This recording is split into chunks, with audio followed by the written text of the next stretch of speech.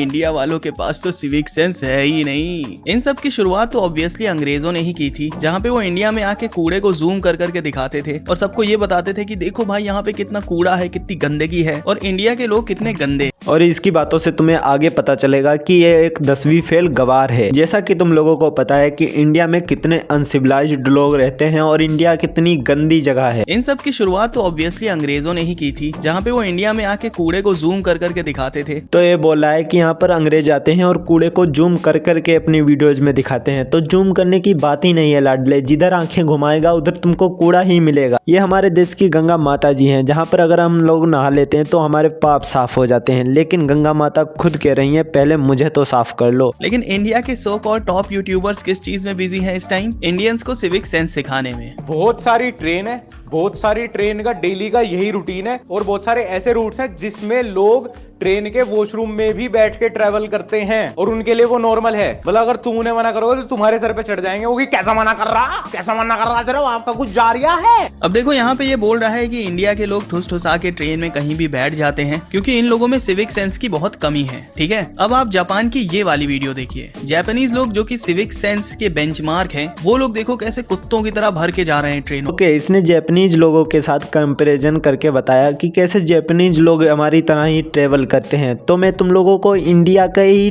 Train का एक video दिखा देता हूँ।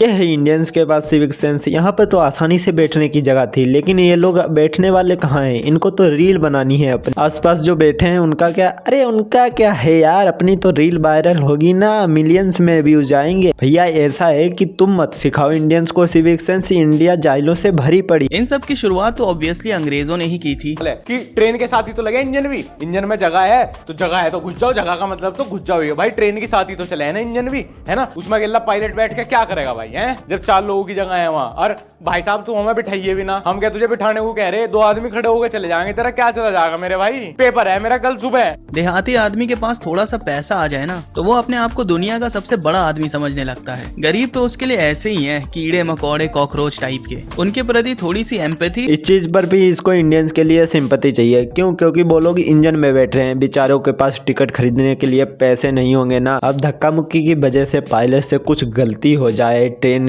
पलट जाए तो उसकी ही गलती आएगी। अब भाई वो लोग, उनका क्या, बेचारे गरीब हैं, टिकट नहीं खरीद पाए तो उनकी क्या गलती? ट्रेन में बहुत ट्रैवल कर चुका हूँ एंड मैं जानता हूँ कई बार लोगों की कई सारी मजबूरियां भी हो जाती हैं कि आज ही उसको पता चला कि उसका बाप खत्म हो गया है या फिर लो भैया कोई टॉपिक नहीं मिला तो पब्लिक के बाप ही को मार दिया। अरे कुछ तो स्क्रिप्ट सही से लिख लेता, मतलब एग्जाम देने ही जाना है तो लिख लेता। अब बाप मर गया है या एग्जाम देना है तो क्या तुम इंजन में बैठो? नहीं, इसने क्या सोचकर ये वीडियो बनाई है कि देहाती गवार जो अनपढ़ हैं वो इसको बाप बना लेंगे। इन शॉर्ट किसी की कुछ भी मजबूरी हो सकती है जिसकी वजह से वो डेस्पिरेशन में हो सकता। डिप्रेशन नहीं, डेस्पिरेशन। तुम शब्दों का मेल देखो। जो इसकी पब्लिक है अनपढ़ गवार, वो इसको पकड़ ही नहीं पाएगी जो इसको अपना बाप मानती है। वो डेस्पिरेशन, इन चीजों को कई पर्सपेक्टिव से देखा जा सकता है, जैसे कि इंफ्रास्ट्रक्चर कितना इंप्रूव हुआ है पिछले सालों में और क्या स्कोप है इंप्रूवमेंट का, प्लस लोगों को एजुकेशन प्रोवाइड करने की कि कौन सा डब्बा इंजन है और कौन सा डब्बा बैठने। हाँ, खासकर एजुकेशन की बहुत ही ज्यादा जरूरत है, वो भी तेरे जैसे लोगों की जिसको पता हो कि इंजन में पायलट भी बैठता है और वो डेस्पिरेशन नहीं होता है, डिप्रेशन होता है।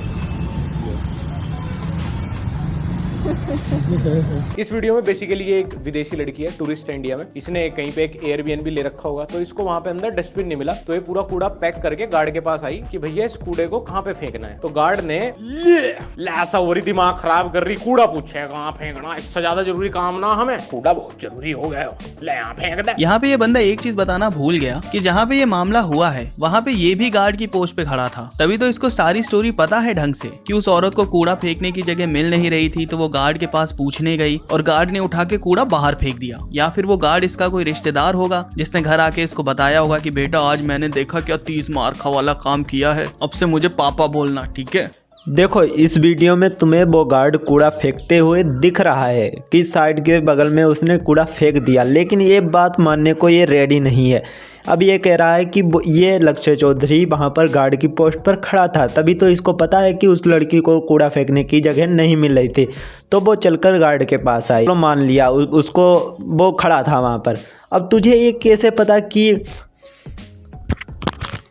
उसी गार्ड के पास गए और उससे बोलते हैं कि पन्नी फेंको, एंड जब वो कहता है कि भाई तुम खुद ही फेंक लो, तो कहती नहीं मैं नहीं फेंकूंगी तुम फेंको, और उसकी वीडियो बना के अपलोड कर दी। और उससे भी मजे की बात यह है कि इस औरत की इस थर्ड क्लास हरकत को पॉइंट आउट करने के बजाय ये देहाती गंवार उसके एक्शंस को जस्टिफाई कर रहा है कि भाई दिल्ली की एयरबीएनबी पे आई है तो वहीं की वीडियो तो डालेगी ना। हाँ भाई, ऐसी वीडियो तो वो अपने गाँव में भी बना सकती है, फिर भी अपने घर से 1000 किलोमीटर दूर आके किसी रैंडम इंडियन को पकड़ के उससे कूड़ा फेंकवा के उसकी वीडियो बना के अपलोड कर दी। तो ये प्रोपेगेंडा नहीं तो और क्या है।